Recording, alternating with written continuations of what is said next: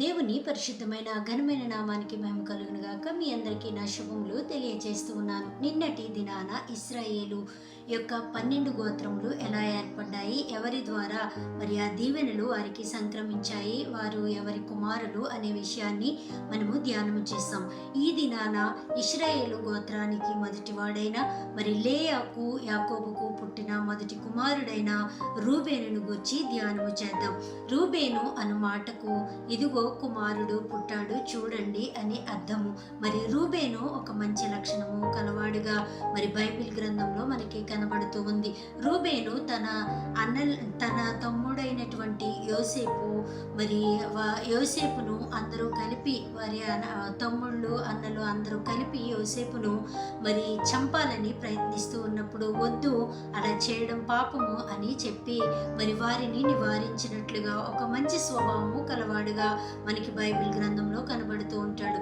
అయితే ఈ రూబేను మరి నీరు లాంటి స్వభావము కలవాడని యాకోబు అతన్ని దీవిస్తూ ఉన్నప్పుడు, నువ్వు చంచలుడవై ఉంటావు, నువ్వు ఒక చోట స్థిరముగా ఉండవు, నువ్వు నీరులాగా మరి అక్కడ కొంతసేపు ఇక్కడ కొంతసేపు ఉంటావని దీవించినట్లుగా బైబిల్ గ్రంథంలో మనకు కనబడుతూ ఉంది.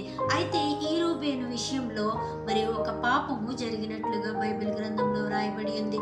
మరి తన తండ్రి భార్య అయిన బిల్హా ద్వారా అతను పాపంలో పడినట్లు, ఆమెతో మరి పాపము చేసినట్లు మరి బైబిల్ గ్రంథంలో ఉంది. అతను మంచి స్వభావము కలవాడే, కానీ పాపము చేయడం ద్వారా ఆ తర్వాత పాపము చేయడం ద్వారా తన దీవెనలు పోగొట్టుకున్నట్లుగా మనం చూస్తాం. అవును, నిజమే. మరి మొదటిగా మనము దేవునికి ఎంతో దగ్గర మరి సంబంధము కలిగి ఉన్న అది చివరి వరకు నిలుపుకొనకపోతే మరి పరిశుద్ధాత్మ దేవుడు మనల్ని విడిచిపెట్టే మరి పరిస్థితి ఉందని మనం గమనించాలి. రూబేను మంచివాడే కానీ పాపం చేసినప్పుడు తన ఆశీర్వాదాన్ని కోల్పోయాడు. మరి అయితే ఇతనికి మరి రావలసినటువంటి భూమి మరి అక్కడ వారు పంచినట్లుగా మనం చూస్తాం. మరి రూబేను గోత్రానికి యోర్దాను నది తూర్పు మైదాన ప్రాంతం ఇచ్చినట్లుగా మనం చూస్తాం. మరి రూబేను ద్వారా మనం నేర్చుకోవాల్సింది ఏమిటి అని మనం ఆలోచన చేస్తే, మన విశ్వాసాన్ని కడవరకు మరి గట్టిగా పట్టుకునే వారమై ఉండాలి.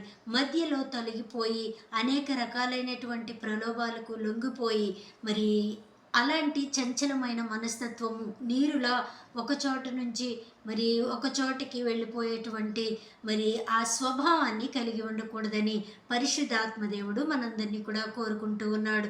రూబేను లాంటి స్వభావము కాకుండా మరి మంచివాడిగా ఉన్నప్పుడు దేవునికి ఇష్టడై ఉన్నాడు, కానీ మరి అతను పాపము చేయడం ద్వారా ఆశీర్వాదాన్ని కోల్పోయాడు.